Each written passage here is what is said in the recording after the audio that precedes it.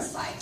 Some of the things that we would love to, then we have a little Q&A session, and it's just interesting that, as I was saying, many of the things that are happening in Chile are like supported by the government. So does this present challenges to entrepreneurs? Like, how do they face questions about independence? Or how do they decide when to join a government-led effort or when to just refrain from doing so? And for us, for those like involved in public policies, how do we support entrepreneurs and how do we make our startup community get stronger, but without politicizing it? So just as a small note on the things that we're going to be talking about. So now, welcome again, and let's please get ready to hear from Paolo about his product, his experience, his journey as an entrepreneur, and his experience in the Chilean tech ecosystem. Welcome. Hi everyone, does it work? Yeah. Yeah. So maybe I'm gonna give a little view of where I started and why I also ended up in Chile, even before talking about the product. So I'm born and raised in Italy, from Venice. Studied in Italy, and when I was 24, I moved to the US to actually build companies. Because Italy as well, you know, it's not, it was hard for young people to build startups and ideas. Now it's way better, but it was 12 years ago. I used to say that it's pre-MySpace, pre-Skype. It was really difficult at the time. So I built different projects, different companies during the years. I lived in New York, LA, San Francisco, and in San Francisco, in 2010, I decided to start this company, Pick1. And we, you know, it was even hard at the time, and we started to have an idea of the product. The idea was to build the largest opinion database in the world, in a way similar to Wikipedia. So you could, you know, the idea was to go there and search for any topic, and you could know what people were thinking about. That was the original idea.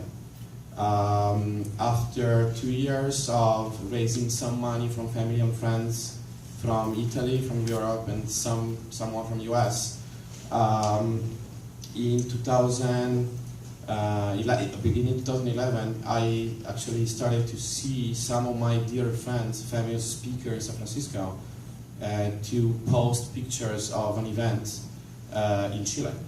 And you know, it got my attention, and I was curious to know what was going on there. I already heard things about Chile, but it was not known, nor the program, not the country for technology. So I started to dig in, and literally I bumped into Startup Chile, thanks to my friend, Prost. So I really, very honestly, I really liked the website. It was really well done, we were very clean, and it was explaining very clearly what we were offering. So I decided to apply without any specific expectation. At the time, we already raised at the time more or less $300,000. We were looking for more money, and as you know, it's really, really hard to raise money. Even if you're at any stage, if you're very early, or you're looking for angel funding, at any stage is always difficult. So literally, after I've received a lot of no's from Italian funds, European funds, from US funds, it was a moment, it's pretty funny, because I spent some time also in Italy back and forth, because we have an engineering team in Italy, and I told to my board and told to the employees, okay, after 1 year trying to find the fund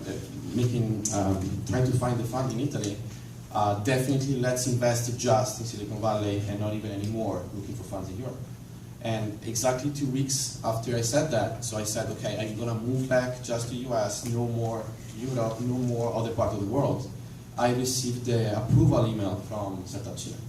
So I had to announce to my team, oh yeah, after Italy and the idea was to go to Silicon Valley, actually moving to Chile. And literally the board was not happy. Say, you're crazy. I mean, you're in Silicon Valley and you just moved from Italy again and you want to go to South America to raise money. So I ended up going against their support. I said, no, this is super cool. I feel there is a very strong energy. So I moved to Chile in March 2012. And first time in Chile for me, and I was really impressed. You know, specifically Santiago is a big city and it's very modern. And I felt very welcomed by the Startup Chile team and by the new community that was getting formed there. So I felt amazing support by Chilean entrepreneurs, Chilean companies, Chilean mentors, the people that were with me in my class, all the other people of the batch. They were also really friendly and very smart. And I believe that all the people that chose, mainly at the time when Startup Chile was not that well known, all the people that chose to go to Chile, I think they are like, in a way, like-minded people, because it's not common to go to a place that nobody heard about. Usually people want to go to New York, San Francisco, Singapore, London, Paris, Berlin. They don't want to, oh, I go to Santiago to build my company. Even worse if you are in San Francisco. Usually people want to go to San Francisco, they don't want to go to Chile. So I ended up finding amazing people from all over the planet, including Silicon Valley, so I was not the only crazy one. And the experience was really, really great. Actually, through the money that we had through Startup Chile, together with the launch of our product, we have been able to also raise money from 2 Chilean funds after Startup Chile for an overall amount of $500,000. For us was really important. That matching with another investment, we ended up for the first time on TechCrunch in September. Pick1 raised $1 million and we were building the world's largest opinion database. So what's Pick1?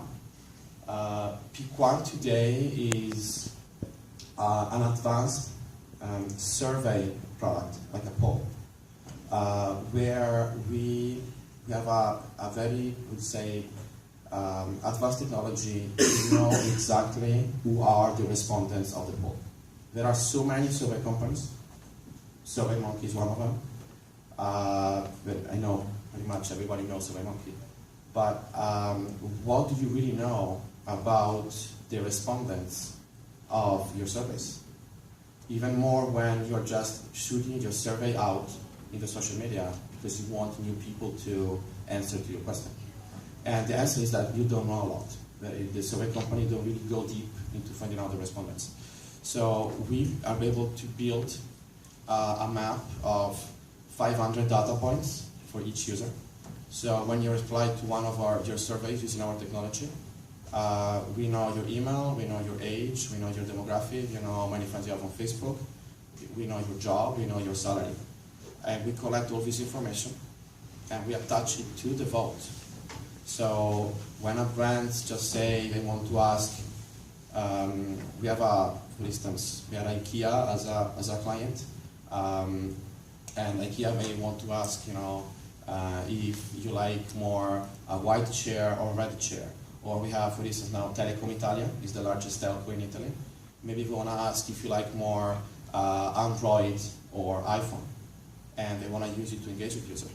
So when the user reply, on top of knowing that that user voted Android, they also know their whole life. We connect all this information, we connect it to the vote, we give this dashboard to the brand.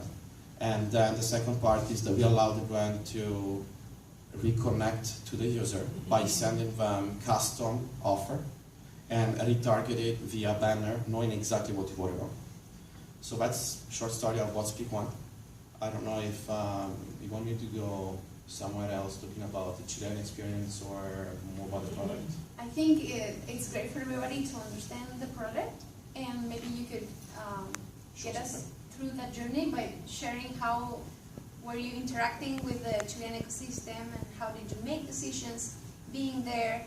Also managing to maintain a presence in Silicon Valley and New York. You had to juggle a lot of different like places. Your presence was in different cities, in different tech hubs. Yeah. So how did you manage that while also, making sure that the product was actually moving forward? Yeah, that's a good point. Actually, after Setup Chile, we got selected, and I need to say, for a big reason, also thanks to Setup Chile, by 500 startups. We were into the Chilean pavilion at TechCrunch Disrupt in San Francisco in October 2012. And literally some offers of 500 startups came to visit us, saying we want to invest in your company. And I know they were reaching out from San Francisco to Startup Chile, asking which one were the most maybe advanced company of the batch, and we got a reference from Startup Chile. So we entered 500 startups. It was a lot of companies there, and it was amazing. So, and actually now we are known as being the Italian company who raised money in Chile, moved back to Silicon Valley, and so we are like a mini multinational company, even though we are still few people. We are now about 10 people in the company now. And then actually the product started to be sold, and we have clients in different parts of the globe. Specifically now, it's funny because we have clients in Chile, in Italy, in UK, in Germany, and the US, Canada. We have still a part of the team that is in Chile. We are doing mainly business development, and it's really cool that from Chile we actually able to manage contacts for selling into different parts of Latin America, like Argentina, even Mexico. Because it's really convenient. I really like working with Chilean team. And right now, I spread really thin in between, I'm killing myself in between San Francisco, New York, Rome, London, and Santiago. So I'm like into this crazy cycle of flights almost every month. And we are expanding, we are growing. Maybe I'm going to show you a couple of slides. It's a long presentation, but I want to just show you how it works quickly. That's the story of the traditional market research.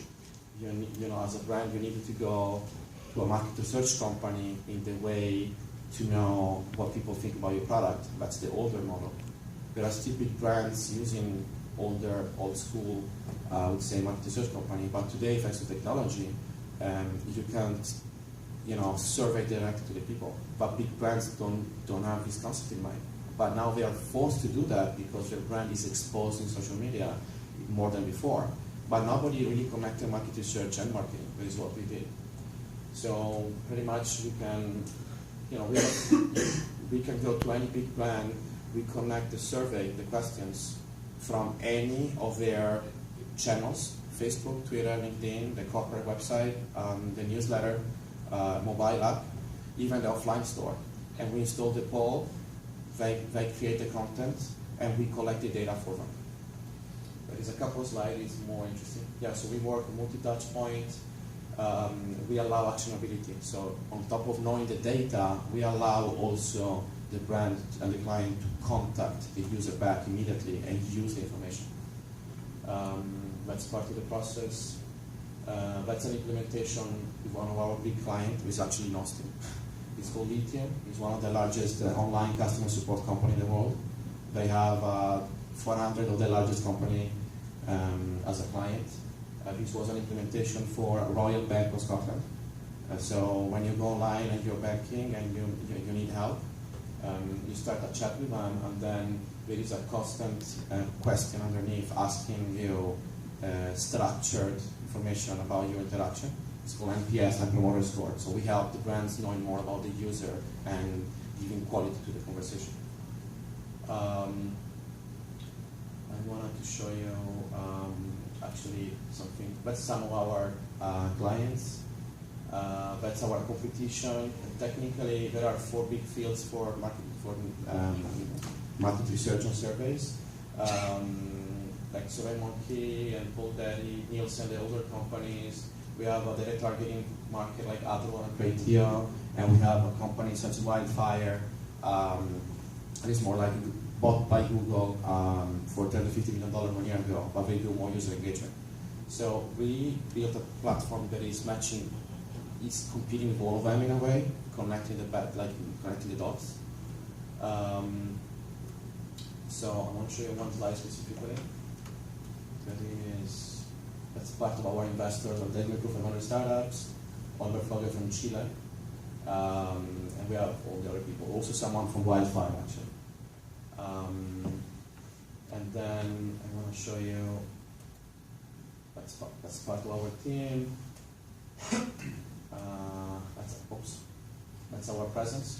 Italy, Chile. Actually, that's our old slide. I don't even know what the date is here. So there is a big news that happened. I cannot disclose it really publicly, but by the time this video is going to go online, I think I take the risk. So we signed a partnership with SurveyMonkey a few weeks ago.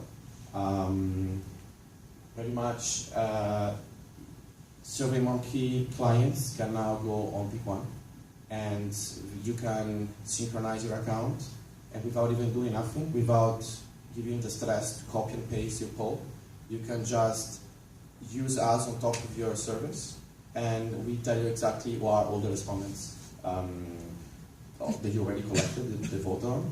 Plus, we also help you doing the viral marketing of your poll and your company. So to give you an idea, that's part of our dashboard. And actually, that's me. But so this is the type of page you get of your respondents when they answer just one question. So thanks to any of the information they provide, we can explode this information. And we collect information out of 250 different social networks, also the long tail, and we can go deep in about 50 of them, extracting literally hundreds of megabytes of data about the user. And that's the idea. So I would say that I finish here the part of the product. So right now, the company is growing. We are in a challenging moment because it's really, really tough to go from a 10-people company located in 4 countries to the next stage. So we're raising now an extra round of funding. We're aiming to raise $5 million within the next weeks. We got a lot of attention from survey companies. So yeah, it's intriguing to see also how Chile is helping us out. There is also an interest from Latin America, and I believe Chile now is a big market in the sense of hub for the technology and the network to expand the business in Latin America. So we want to keep invest actually our relationship in Chile, and that is also why I'm here. I'm proud to be here. That's great. Thank you, Paolo. And now let's hear from Leo. Leo, you need to... Yeah,